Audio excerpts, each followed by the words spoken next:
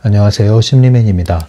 심리맨 TV 채널은 심리와 마음에 관한 이야기를 나누는 심리 전문 채널입니다. 오른쪽 하단에 구독 버튼을 눌러주시면 이 채널을 잊지 않고 받아보실 수 있습니다. 리얼리티 트랜서핑 제3권 강독입니다. 오늘 주제는요, 계속 지난 시간에 이어서 두 번째 시간인데요. 관계의 흐름 두 번째 시간입니다. 지난 시간에 다 다루지 못했던 후반부의 내용을 마저 다루고, 그리고 책도 한번 훑어보면서 마무리하도록 할게요. 이게 좀 독특한 모양인데, 제가 나무를 좀 이렇게 땔감을 옮기다가 좀 찧었어요. 그래서 밴드를 붙였는데 피가 이렇게 보이길래 좀 혐오스러울까봐 이렇게 이쁘게 커버를 했습니다. 귀엽게 봐주시고요.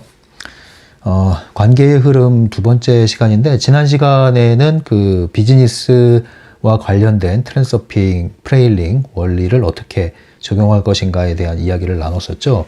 뭐 특별한 내용은 없다고 했습니다. 세상에서 흔히 이야기하는 내용들에서 뭐 크게 빗나가는 내용은 없고요. 다만 이제 그런 것들이 에너지적으로도 트랜서핑 원리적으로도 옳다라는 것을 뭐 확증하는 정도로 이해하시면 될 것 같습니다. 트랜서핑을 비즈니스에 적용하는 방면을 이야기했고요. 오늘은 계속 이어서 이제 후반부 내용인데요. 비판에 대한 내용이 나옵니다. 비판 또는 비난.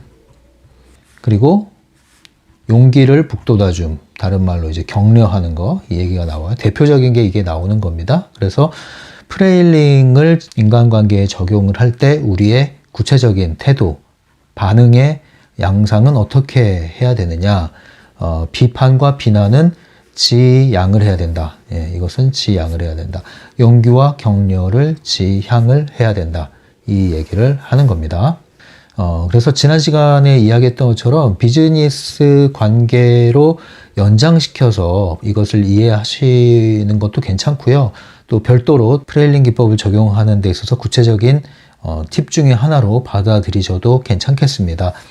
특별히 비즈니스 관계에서 벌어지는 인간관계, 두 가지 경우가 있죠. 외부로부터 많은 비판과 비난을 받는 경험을 할 수가 있고요. 또는 살아남기 위해서 또 나 외에 다른 경쟁업자가 될 수도 있고요. 또는 구매자들을 향해서 비판이나 비난의 화살을 쏠 수도 있습니다.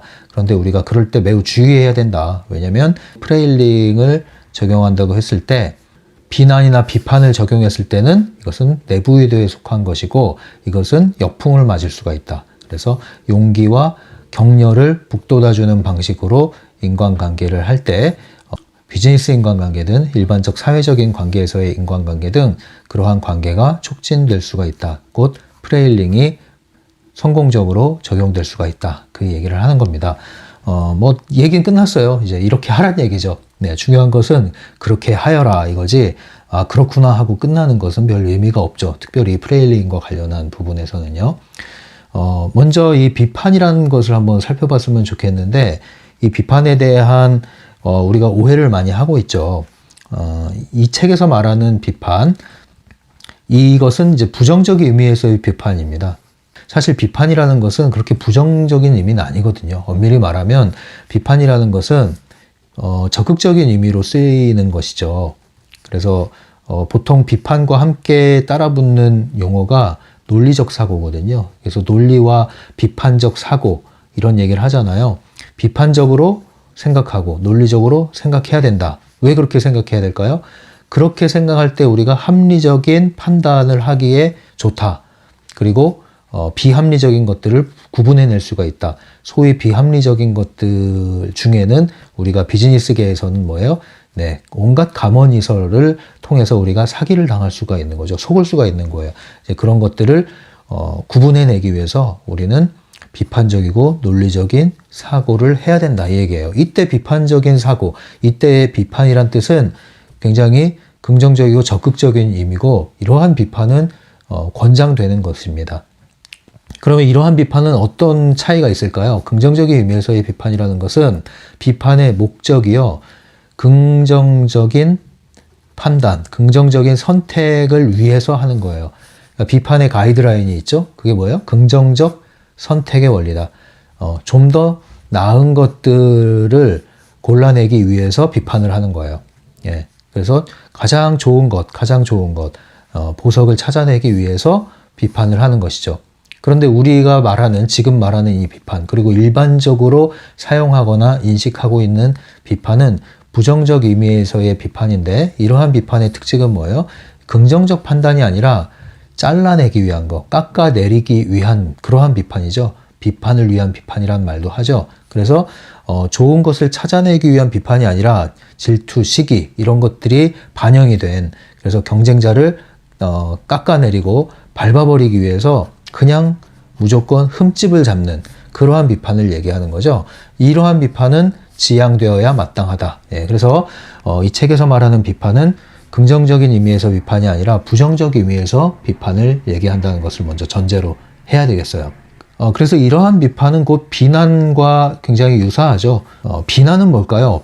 보통 비난이라고 한다면 비판은 그래도 어느 정도 논리적인 부분 또 사고력이 개입되는 부분이 있다고 한다면, 비난은 다분히 감정적인 것이 앞서고 고조되고 이것이 점유된 상태. 예, 그래서 보통 비난을 하는 사람들은 이제 짜증내는 방식으로 비난을 하죠. 그래서 책임지우기, 예, 상대방에게 책임을 전가하고 그리고 상대방을 탓하기 또는 나무라기, 이런 것들이 이제 다 비판과 유사한 태도인데요. 왜 이런 일이 벌어지죠? 왜 이런 비난을 하게 되죠? 그것은 나는 옳다. 나는 옳다. 이 말은 뭐예요? 너는 틀렸다. 예. 근데 비난을 강하게 하는 사람일수록 나는 항상 옳다. 그래서 너는 항상 틀리다. 내 기준이 옳다. 내 태도가 옳다. 내 방식이 옳다. 여기서 벗어나는 것은 틀린 것이다. 이러한 생각이 확고하게 들어차 있는 사람일수록 상대에 대한 비난을 많이 강하게 하는 편이죠. 그런데 이러한 비난이 연인이나 부부관계에서 비난이 이제 자주 나타나기 시작한다? 이것은 매우 안 좋은 신호입니다. 매우 안 좋은 신호예요. 그래서 할 수 있는 한 우리는 연인이나 부부관계에서 비난을 하지 않는 노력을 기울일 필요가 있고요. 이것이 한번 터지면은 이제 맞불이 붙죠. 그래서 점점 악화되기 시작하는데, 이 비난이 계속되면 어디로 나갈까요? 비난이 계속되면은 무시로 나가요. 무시하고 혐오하고 이런 것으로 이제 나가는 거예요. 예. 그러면 이제 이 냉각기로 떨어지게 되죠. 아예 말할 가치도 없다. 이렇게 되는 거죠. 그러면은 굉장히 이제 회복되기 어려운 지경까지 갈 수가 있습니다. 그래서 이런 건 굉장히 조심을 하시고 사전에 이런 것들이 나오지 않도록 잘 관계를 유지해 나가는 게 좋습니다. 그래서 비난은 매우 안 좋다. 비판보다 더 안 좋은 에너지를 담고 있습니다.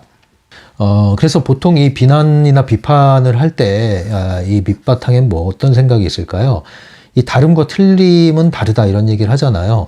다름은 곧 틀림이다. 너와 다른 것은 다른 게 아니라, 차이가 아니라 이것은 네가 잘못된 거다. 너는 이렇게 돼야 된다.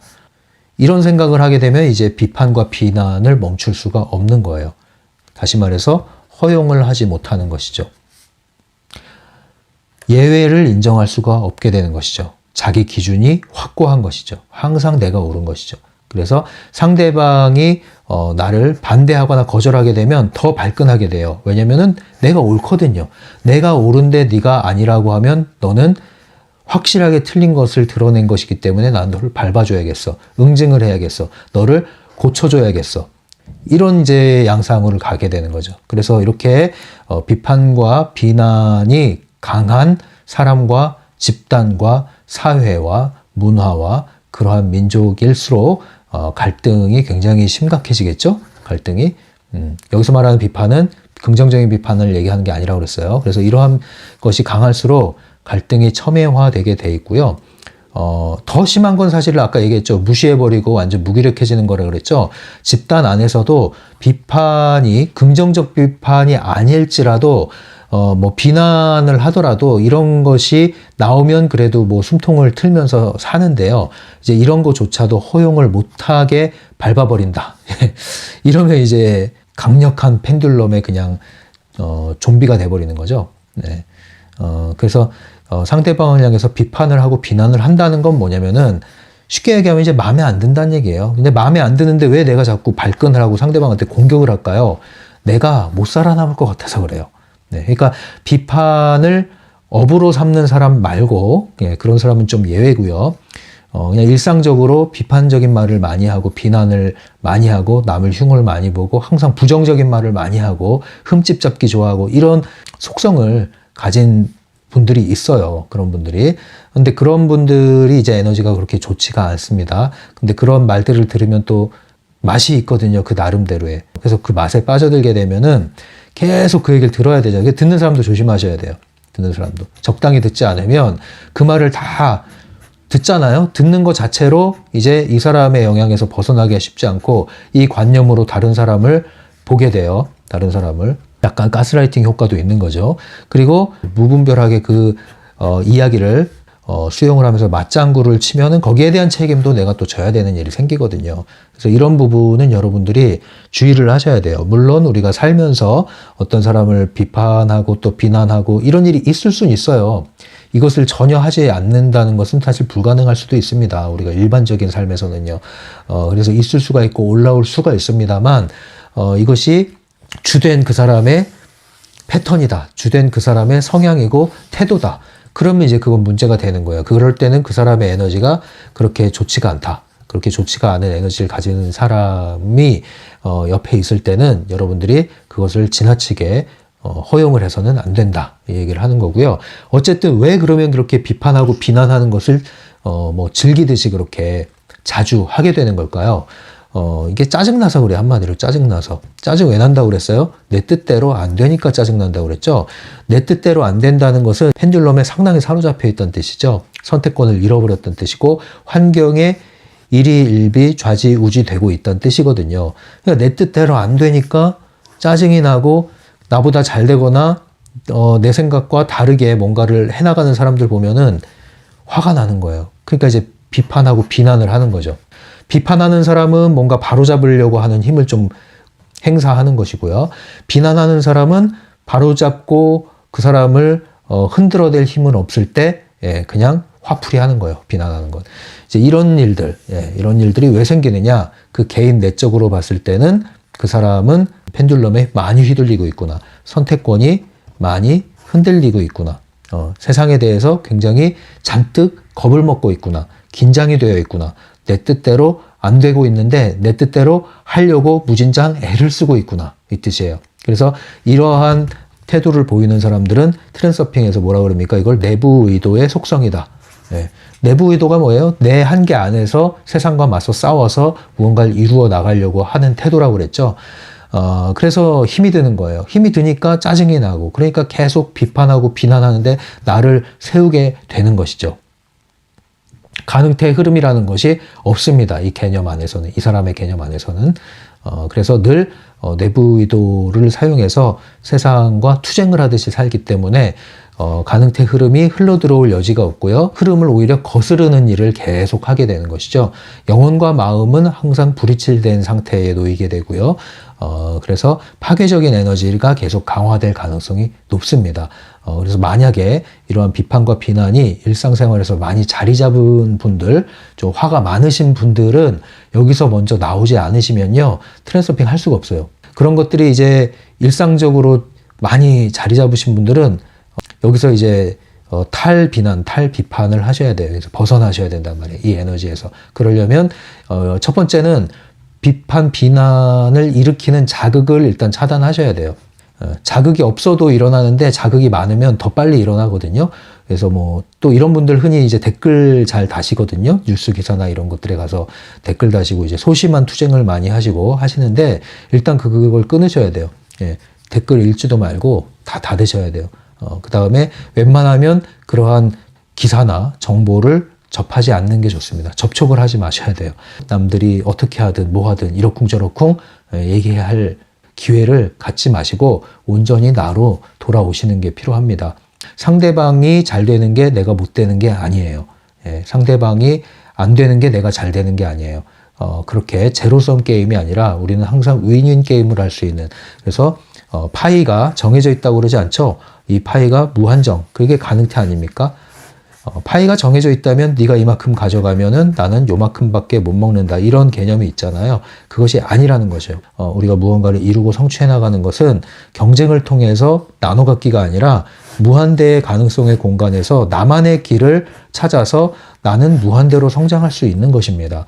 상대방이 어떠한과는 상관이 없어요. 그 사람은 그 사람의 인생, 나는 나의 인생, 너는 너의 세계, 나는 나의 세계가 있다는 것이죠. 이러한 패러다임의 전환이 일어나지 않는 한 여러분들은 여러분이 발딛고 서 있는 가정, 사회, 집단, 조직, 국가, 그 안에서 벌어지는 일들을 용납할 수 없고 참을 수 없고 분개하는 일이 생기게 될 겁니다.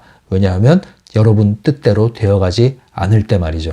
그래서 이러한 비판과 비난은 굉장히 파괴적인 에너지를 담고 있고 또 나를 손상시키는 에너지입니다. 이런 것들을 하지 않기 위해서 여러분들은 논쟁에 휩싸이지 말아라. 논쟁에 휩싸이지 말아라. 예, 건강한 토론에 참여하는 것을 말하는 것이 아닙니다. 이것은 논쟁, 그야말로 부정적 의미의 비판, 깎아내리기 위한 싸움에 뛰어들지 말아라. 정치 게임에 휘말리지 말아라. 사내 정치라는 것도 있죠. 네. 회사 안에서도 정치가 있고 사람이 모인 곳에는 정치가 있습니다. 하다못해 자원봉사단체, 아주 숭고한 가치를 띤 그런 단체에도 정치가 있죠. 뭐 교회 안에도 정치가 있잖아요. 예? 모이면 참 사람들은 모이면 이런 속성을 갖고 있어요. 네. 예, 사람들이 모이면 그 안에 정치가 시작됩니다. 예, 거기에서 갈등이 일어나고 논쟁이 벌어지고 비판과 비난이 오가고 난무하고 대놓고 하기도 하고 뒤에서 하기도 하고 여기에 휘말리지 마시라. 참여하지 마시라. 끼어들지 마시라. 그리고 상대방이 어떻게 하든 내버려 둬라. 그 사람이 그러든 말든 내버려 둬라. 그리고 여러분들의 길을 가셔라. 이게 이제 중요한 부분입니다. 제가 요즘에 이제 좀 챙겨보고 있는 한국 드라마가 있어요. 지금 진행 중인 드라마.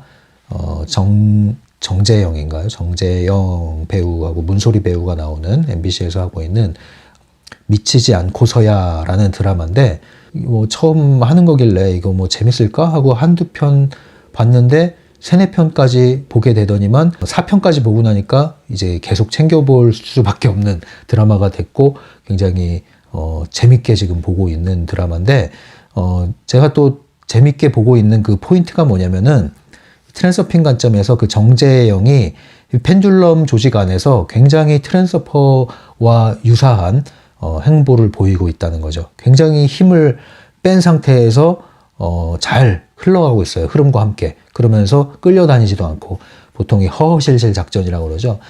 굉장히 그런 면에서 내공이 있구나. 트랜서퍼와 같은 내공을 지닌 정재영 배우의 연기를 아주 즐기고 있습니다. 실제로 그 정재영 배우의 연기 자체도 즐기고 있어요. 그 사람이 아니면 대체할 수 없는 연기죠. 뭘 보면 좋지? 뭐 보고 싶은데 하시는 분들이 있으면 한번 챙겨보시고요. 재밌으면 계속 보시고 재미없으면 안 보셔도 되겠습니다. 아무튼 비판에 대한 얘기를 했고요. 이런 것들은 지양을 하자. 이것은 프레일링과 상관없고 트랜서핑과 상관없고 펜듈럼의 먹잇감이 되게 아주 좋은 우리의 태도다. 반대로 그럼 뭘 해야 되냐? 프레일링을 적용하려면 우리는 어떠한 태도로 사람들을 대하는 게 좋겠느냐? 바로 그 사람의 용기를 북돋아주고 그 사람을 격려해주는 그러한 말을 합시다. 이 얘기예요. 정말 여러분들 이런 말 많이 합니까? 뭐 구체적으로 못할 때는 뭐 화이팅, 응원합니다. 이 정도 말만 해도 괜찮아요. 잘하고 있어. 괜찮아. 이런 말들. 이런 말 한마디가 용기를 주고 격려를 하는 말이죠. 별말이 아닌 것 같아도요. 이런 한마디가 굉장히 이제 지쳐서 쓰러져가는 사람들의 이렇게 손을 잡아주는 그런 말들이잖아요. 이런 말을 여러분들 하는 것을 연습을 하시고 단지 말이 아니라 마음을 담아서 하는 것이 중요합니다. 마음이 정성이 담기고 진심이 담기면요. 심지어는 대놓고 표현을 하지 않더라도 이 에너지가 전달이 되고요. 말로 하면 금상첨화죠. 아니면 대놓고 말하기 힘들면 혼자 허공에다 말을 하더라도 이 허공을 통해서 이 말은 전달이 됩니다. 에너지가. 아무튼 우리는 상대방을 향해서 용기를 주고 격려를 하는 이런 말을 가급적 많이 아낌없이 하는 그러한 사람이 되자. 왜냐? 그것이 바로 프레일링이 적용되는 하나의 적용점이고 그러한 말이다. 이것이 바로 이제 외부 의도의 속성이라는 거죠. 용기를 북돋아주고 격려하는 말이 외부 의도의 속성이다. 곧 가능태 흐름을 불러오는 말들이다. 특히 인간관계에서 프레일링이라고 그랬죠. 인간관계에서 용기를 주고 격려를 하는 말을 할 때 그 말은 상대방으로 하여금 마음을 열게 만듭니다. 마음을 녹아내리게 무장해제하게 만들고 마음이 열리게 만들죠. 이게 뭐예요? 주파수가 연결되는 거예요. 주파수가 연결되고요. 그러한 말을 했을 때 이 에너지를 따뜻한 온화한 에너지를 전달해 주잖아요. 전달해 주면 뭐예요? 이 사람이 자신에 대한 중요성이 높아지죠. 나를 높여준 사람이죠. 그 사람에 대해서 어떻게 할까요? 이제 외부 의도가 작용해서 이 사람으로 하여금 상대방을 향한 내부 의도를 작동시키게 한다고 그랬죠. 그것이 바로 프레일링을 통해서 의도하지 않은 상대방에게 받는 선물, 보답. 이것이 프레일링이잖아요. 네. 그때 도움이 되는 말, 직접적으로 도움되는 말 중에 하나가 이러한 형태의 말이다 이거예요. 예, 뭐 칭찬도 여기에 해당하겠죠. 칭찬. 강점을 찾아주는 것, 이런 것도 포함이 되는 겁니다.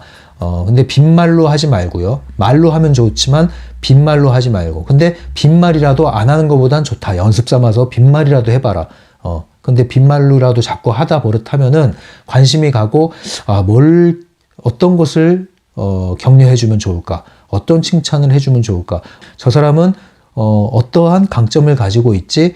본인은 저렇게 뭐 안 된다, 힘든다, 어렵다 하고 있지만 내가 볼 땐 이게 상당히 장점인데 눈에 보이는 게 있죠. 그런 것을 찾아서 올려주는 겁니다. 예, 근데 이건 부작용이 없어요. 좋은 의도로 했죠? 좋은 의도를 받죠? 살아나죠? 도와주죠. 프레일링이에요, 이거는. 예. 그래서 이것을 여러분들이 이제 적용을 해보시고요. 뭐 조직 같은 경우에는 후임으로 있는 사원들에게 이러한 말 한마디가 큰 힘이 되죠. 예. 뭐 내 편을 만들려고 정치를 하려고 하지 않아도 이러한 말들이 내 편을 만들어주죠. 그러니까 제가 아까 말한 그 드라마 보면은 이런 관점에서 봐도 굉장히 재밌어요. 이러한 에너지, 굉장히 좋은 에너지입니다. 네. 상당히 좋은 에너지예요. 네. 창조적인 에너지가 계속 감돌게 돼 있습니다. 그리고 이러한 사람들은 기본적으로 관점이 자기 안에 갇혀 있지 않고 상대방을 향해서 열려 있게 됩니다. 계속 열려 있게 돼요. 그래서 인간관계에서도 굉장히 긍정적인 영향을 미치게 돼 있죠. 프레일링을 위한 3가지 조건이 이제 이 책에서 나오는데요. 그걸 얘기하고 이제 마무리할게요. 첫 번째는 깨어 있어라. 두 번째는 중요성 제로 상태를 만들어라. 세 번째는 타인에 대한 배려, 지지, 응원 이런 얘기를 해라. 이제 이렇게 제가 정리를 해보겠습니다. 프레일링을 하기 위해서 3가지 조건이 필요하다. 프레일링을 하려면 첫 번째는 깨어 있어야 되는데요. 트랜서핑에서 말하는 깨어 있음이라는 건 뭐냐면 무대에 역할을 맡은 배우로 있다가 이제 무대 밑에 관객으로 내려와서 앉는 거예요. 그래서 관찰자가 되는 거죠. 관찰자가. 그 무대 위에 있을 때 이게 뭐예요? 역할이죠. 무대 장치, 이게 소품, 이게 뭐예요? 이게 환경, 그리고 뭐예요? 시나리오가 흐르죠. 근데 우리가 역할에 빠져 있으면 이 펜듈럼의 꼭두각시로서 이 무대 위에서 진행되는 것을 현실이라고 생각하고 시나리오를 따라서 그냥 흘러가지만 관객으로 내려와서 다시 나를 보게 되면 이제 나는 이것을 다 내가 원하는 대로 세팅을 다시 할 수 있다는 거죠. 그게 바로 관찰자의 입장이에요. 이것이 뭡니까? 펜듈럼의 시나리오, 곧 펜듈럼의 게임에 휘말리지 않는 것이죠. 이게 다 펜듈럼의 게임인 거예요. 여기에 휘말리지 않는 것이죠. 펜듈럼의 게임에 휘말리지 않는다는 건 뭐냐면, 다시 말해서 깨어있다는 건 또 다른 말로 얘기하면요, 나의 생각과 감정에 빠져들지 않는 거예요. 생각에 빠져드는 사람들, 이 펜듈럼에 휘둘리고 있는 거고 잠들어 있는 겁니다. 깨어있지 못한 거죠. 감정에 빠져들거나 감정에 휩싸이고 휘둘리는 사람들, 이것도 깨어있지 않은 거죠. 잠들어 있는 거죠. 그래서 감정이 올라오더라도 그 감정을 읽어줄 줄 알고 바라볼 줄 알고, 또 생각이 올라오더라도 그 생각을 내가 통제할 수 있고 주도적으로 사고를 할 수 있다면, 그러면 나는 깨어있는 거예요.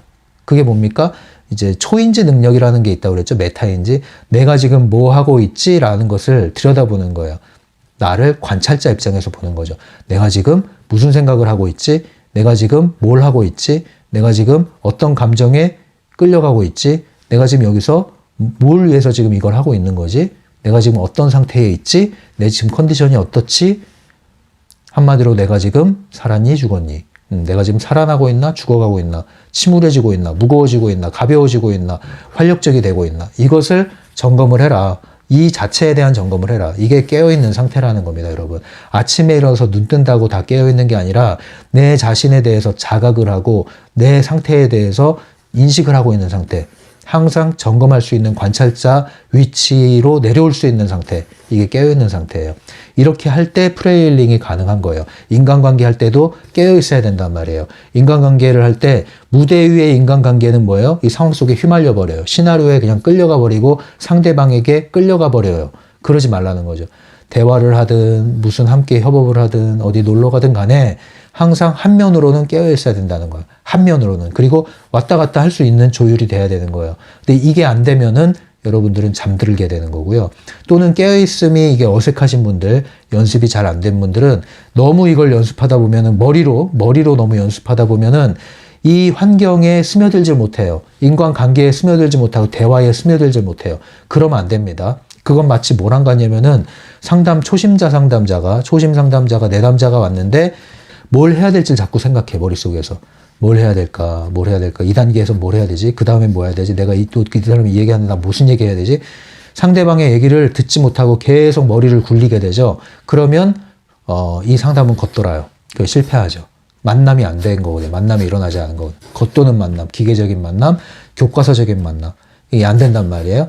이게 깨어있는 상태가 아니에요. 깨어있으려고 노력했지만 깨어있지 못했죠. 네. 예전에 이제 그 상담 교수님이 그런 말씀 하셨어요. 여러분들이 나중에 상담 현장에 들어가면은 책을 다 불태우고 들어가라. 그 얘기가 뭐였냐면은 배운 걸 다 잊어버리고 그냥 가서 만나라 얘기죠. 그리고 나서 다시 책을 펴라. 그리고 부족했던 거 있으면 그때서 보충을 해라. 그 얘기를 하거든요. 만나라 이거죠. 그랑 똑같아요. 여러분들이 인간관계에서 프레일링을 적용한다고 그랬을 때 너무 머리를 써서 하다 보면 어색해지고 만나질 못하고 그게 오히려 부작용이 일어날 수가 있어요. 먼저 뛰어드세요. 예, 뛰어드세요. 만나세요. 그리고 나서 점검하세요. 이걸 반복하다 보면은 점점 현실에 적용이 되고 현실에서도 깨어있을 수가 있게 돼요. 그래서 훈련 없이 이 트랜서핑을 무작정 적용하면 안 되거든요. 그러니까 우리가 아는 것과 실천은 차이가 있고요. 개인차가 또 있잖아요. 그래서 어떤 사람은 더 많은 격차가 벌어져요. 그것을 하나 단계별로 훈련하면서 가지 않으면 자연스럽지 않고 어색해지고 인위적이 된단 말이에요. 인위적으로 하고 어색하게 하고 힘들여서 하는 것은 다 내부 의도에 속한 것이고요. 그것은 통하지가 않아요. 그래서 트랜서핑은 인식이 중요할 뿐 아니라 적용하는 데 있어서 단계별로 연습하고 훈련하는 것이 필요합니다. 물론 여기서 말하는 훈련이 수련회에 들어가가지고 며칠 이렇게 하는 그런 식의 훈련을 얘기하는 게 아니에요. 스파르타식의 훈련을 할 수 있는 만큼 하고 싶은 만큼 하면 되는 만큼씩 자연스럽게 하시라고 그랬죠. 즐기듯이. 네, 이렇게 하셔야 됩니다. 프레일링도. 또 하나 조건이 뭐냐면 프레일링을 하시려면 중요성이 제로 상태에 들어가야 돼요. 중요성이 들어가면은 여러분들은 내부 의도가 작동하고요. 그러면은 여러분들은 프레일링을 하려고 할 때 내부 의도로 프레일링을 하려고 그래요. 아까 말한 대로 인위적이 된다고요. 어색해진단 말이에요. 오히려. 차라리 아무것도 모르고 만나는 것이 참 만남의 길인데 너무 많은 것을 머릿속에 심어놓고 만나려고 그러니까 이도저도 되지 않는 거예요. 그 온전한 만남조차도 하지 못한 상태에서 프레일링을 적용할 때는요. 또 다른 프레일링이라는 또 다른 펜듈럼에 빠질 수도 있어요. 그렇게 하시면 안 됩니다. 그래서 항상 먼저 인간관계잖아요. 이게 지금 인간관계를 하기 위해서는 만남이 중요하고 만나야 관계가 유지되는데 만남을 제대로 해라. 차라리 이것이 참 만남이라고 해요. 참 만남. 예, 우린 정말 만나고 있느냐 이거예요. 다 내려놓고 참으로 만나고 있냐 이거예요. 그것을 먼저 하시고 그 다음에 프레일링을 하셔도 늦지 않다. 오히려 참 만남만 하더라도 제대로 된 만남만 여러분이 할 수 있더라도 프레일링 하는 거 훨씬 쉬워져요. 왜냐하면 껍데기를 다 벗겨냈기 때문에 첫 만남이 가능한 거고 껍데기를 벗겨낸 것이 바로 펜듈럼이 주입한 온갖 규정들, 규칙들, 방법들, 목적들을 다 해체시킨 거거든요. 여기서 벗어나시란 말이죠. 예. 용기를 북돋고 격려하는 말조차도 너무 인위적으로 애쓰려고 하지 마세요. 빈말로라도 안 하는 것보다 하는 게 낫다고 제가 말씀드렸죠. 연습 상황에선 그게 맞단 말이에요. 그런데 이것을 너무 인위적으로 또 하려고 그러면 어색해지잖아요. 이러한 마음을 먼저 지니시란 말이에요. 상대방을 향한 관점이 저 사람을 동정하는 마음이 있어요. 동정. 연민의 마음 이런 게 있어야 되는 거예요. 기본적으로 그냥 부정적인 마음으로 쏟아내는 비판, 비난은 상대방을 이해할 마음이 없어서 그런 거예요. 근데 우리가 어떤 드라마나 뭐 인생 극장이나 뭐 영화나 소설이나 이런 걸 뭐 읽다 보면은 사람에 대한 이해가 깊어지거나 넓어질 때가 있어요. 그리고 오해가 풀릴 때가 있어요. 그러면 이런 동정 연민의 마음이 생기죠. 그리고 관심이 가게 되죠. 관점이 바뀌니까 그럼 이제 용기와 격려를 줄 수 있는 마음도 생기고요. 그런 거죠. 네. 그래서 이런 것들이 단순하게 그냥 무대뽀로 적용한다고 되는 게 아니라 이것이 왜 안 되느냐, 안 되는 이유가 다 있단 말이에요. 심리적으로 말이에요. 심리적인 문제가 해결되지 않고 그러한 큰 장벽을 갖고 있는 경우에는 프레일링이라는 것 자체도 장벽에 부딪히게 됩니다. 그래서 단계별로 연습하시면서 걸림돌을 제거하시면서 가야 된다. 두 번째 조건은 중요성이 제로 상태가 돼야 된다. 내적 중요성, 외적 중요성 모두가 제로 상태가 돼야 된다. 그러려면 나 자신에 대해서 지나치게 나를 높이지 말아라. 그러면 상대방을 깎아내리게 되고 나를 대들면 무시한다 이런 마음이 들어서 또 깎아내리려고 하고 싸움이 시작된다. 또 상대방에 대해서 지나치게 이상화하지도 말아라. 그 이상화하는 순간 거기서 조금만 벗어나면 실망을 하게 되고 또 비판, 비난을 하게 된다. 이것은 실제가 아니라 실체를 보는 것이 아니다. 그래서 프레일링을 하기 위해서 사람을 그냥 사람으로 대해야지 거기에 어떤 거품을 일으키면 안 돼요. 그러면 온전한 프레일링이 불가능해집니다. 마지막 세 번째 프레일링을 위한 조건은요. 상대방에 대한 배려, 격려, 지지, 응원 이런 것인데 아까 다 얘기했던 거죠. 단지 립 서비스로 하는 것이 아니라 마음을 다해서 해야 된다. 이렇게 할 때 인간관계의 연금술사가 될 수 있는 거죠. 어떤 사람들은 야, 저 사람 뭐 별 볼 일 없어 하고 버렸는데 내가 볼 땐 제가 인재야 완전히. 저 사람 안에서 보물 같은 걸 발견했어. 그리고 실제로 그 사람을 보물로 만들어줘. 연금술사지 뭐예요. 그러한 인간관계를 할 수 있단 말입니다. 자기 자신에 대해서도 마찬가지죠. 이 정도로 하고 이제 책을 한번 빠르게 훑어보고 마무리하도록 하겠습니다. 잠깐 쉬었다 오세요. 61페이지에 왔고요. 이제 쭉쭉 갈게요. 61페이지부터 전반부에 나오는 것은 지난 시간에 다뤘듯이 트랜스서핑을 비즈니스 관계에 적용하는 것에 대한 내용을 계속 진술하고 있습니다. 62페이지 상단 부분 첫 번째 단락은 내부 의도에 대한 이야기를 하고 있는 거예요. 우리가 비즈니스 하는 데 있어서 내부 의도를 사용할 때 어떠한 문제가 생기느냐 세 가지 얘기하고 있죠. 그리고 밑에 단락은 외부 의도를 사용한다는 건 뭐냐. 비즈니스에서 외부 의도를 사용한다는 것은 상대방이 원하는 것, 니즈가 뭐냐 이걸 파악하는 것이고 그것은 흐름을 따라가는 것이다. 흐름을 따르는 게 필요하다 얘기를 했죠. 63페이지 중간 부분 볼게요. 이건 읽어드리겠습니다. 중요한 부분이라고 생각이 돼요. 당신은 내부 의도를 써서 상품을 사람들에게 들이대려고 한다. 외부 의도는 흐름과 함께 움직이면서 사람들이 무엇을 원하는지 그리고 무엇에 실증이 났는지를 파악하려고 한다. 수요는 가능태 흐름에 의해 결정된다. 가능태 흐름에는 이미 모든 답이 담겨 있으며 오직 가능태 흐름만이 성공을 보장해 줄 수 있다. 여기서 내부 의도와 외부 의도의 차이를 얘기하고 있고요. 흐름을 따라갈 때 거기에 답이 있다.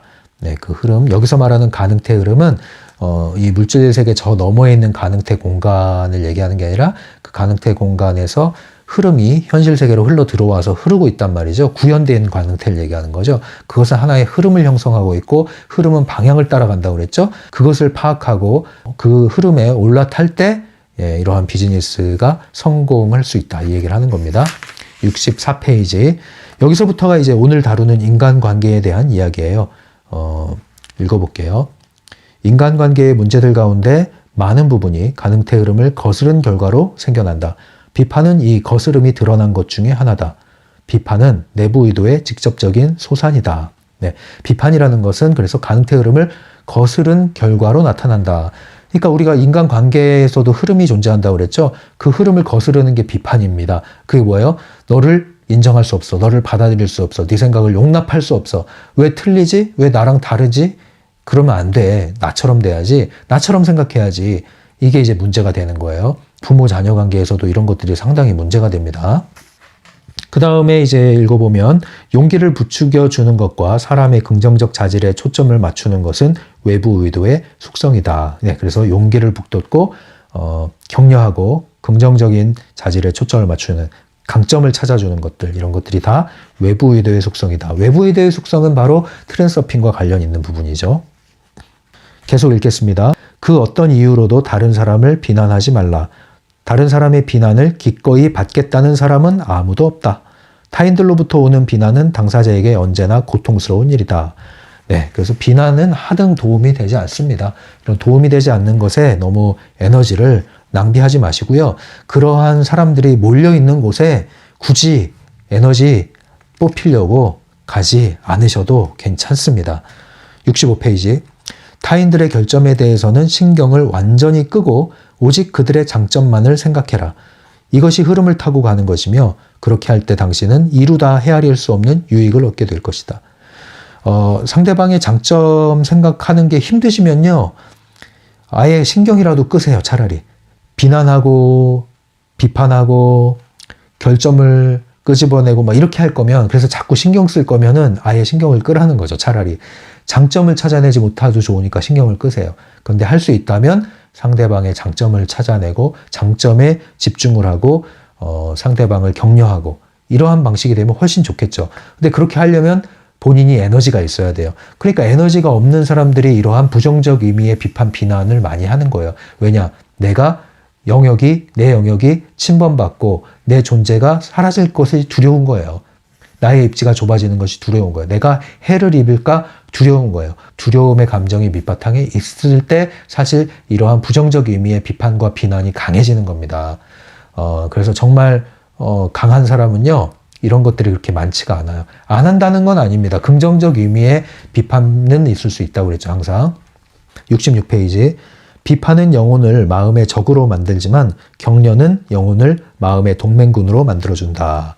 네, 이것을 잘 마음에 새겨보시기 바랍니다. 66페이지.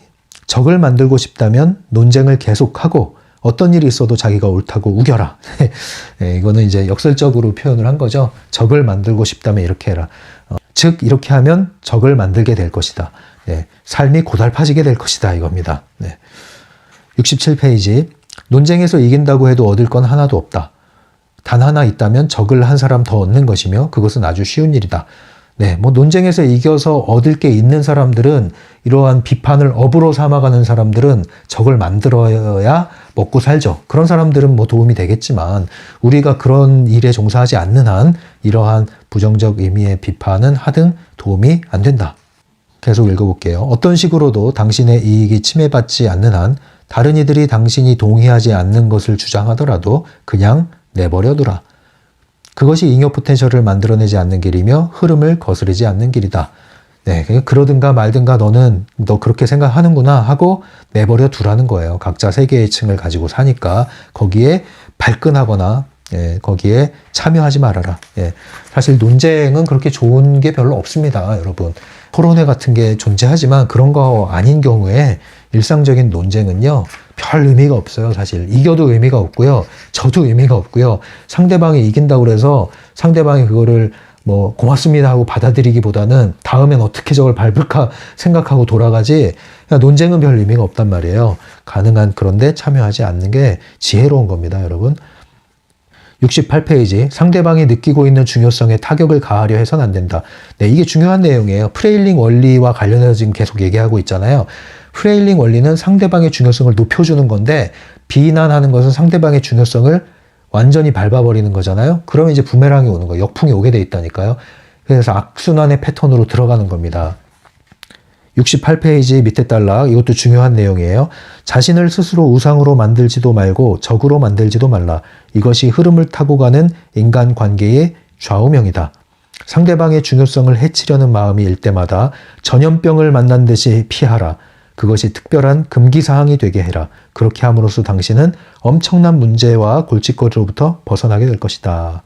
네. 상대방의 중요성을 해치려는 마음일 때 전염병을 만난 듯이 피해라. 손을 대지 말란 얘기죠. 논쟁에 끼어들지 말고, 비난하는 에너지를 만지지 말고, 비난하는 사람을 만났을 때 반응하지 말고, 그 사람을 접촉하지도 말고, 이 정도로 전염병 다루듯이 하란 말이에요. 격리하셔야 된단 말이에요. 격리. 심리적, 에너지적 격리가 필요합니다, 여러분.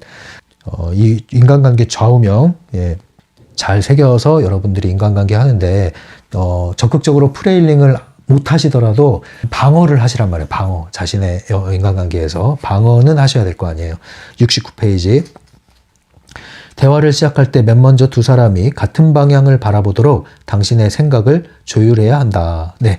이게 이제 그거죠. 이제 인간도 관계가 맺어지면 흐름이 있다고 그랬죠. 흐름을 만들기 위해서는 조율을 해야 된다고 그랬죠. 그 조율하는 게 생각의 조율이고 그것이 뭐예요?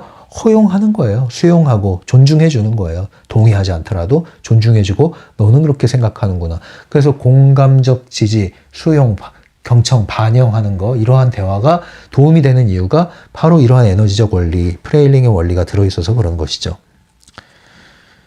그 다음 69페이지 하단 실수에 대한 얘기입니다. 이것은 당신이 어딘가에서 실수를 하고 당연한 비난을 예상하고 있다면 자신을 방어하려고 준비하지 마라.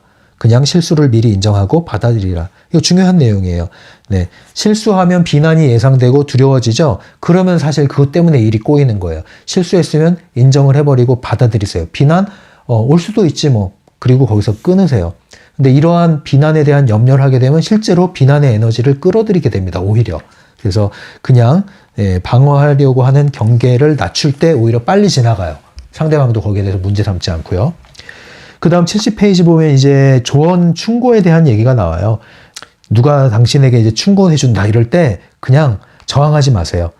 저 사람은 저렇게 생각하는구나 하고 한 번쯤 생각을 해본다? 고려해보지 뭐. 그 정도로 받아들이시라는 거죠. 그럴 때 문제가 일어나지 않는다. 71페이지. 상대방의 옳음을 증언하는 목격자의 역할이 어렵지 않을 것이며 오히려 재밌기까지 할 것이다. 뭘 하면요? 깨어있기를 실천한다면. 그죠? 그래서 항상 깨어서 인간관계를 하시다 보면은 상대방의 옳음을 증언하는 목격자의 역할. 이게 뭐예요? 상대방의 중요성을 높여주고 강점을 찾아주라. 이 얘기입니다. 이것을 한번 잘 진행을 해보시고요. 72페이지입니다. 72페이지 맨 마지막 단락. 사람들은 중요성에 눈이 멀고 어깨가 짓눌려서 중요성 외엔 아무것도 알아차리지 못한다. 당신은 커다란 이점을 가지고 있다. 깨어있음, 중요성이었음, 타인에 대한 배려, 이 장점들을 활용하면 다른 사람들에겐 돌멩이만 보이는 곳에서 당신은 언제나 황금덩어리를 보게 될 것이다. 중요한 내용입니다. 이것도. 자, 이것을 잘 새기셔서 여러분들이 실전 인간관계에서 적을 만들지 마시고 어디 가나 향기를 발해서 벌들이 꽃향기를 맞고 몰려드는 것처럼 그러한 사람이 되기를 바랍니다. 지금까지 심리맨이었어요.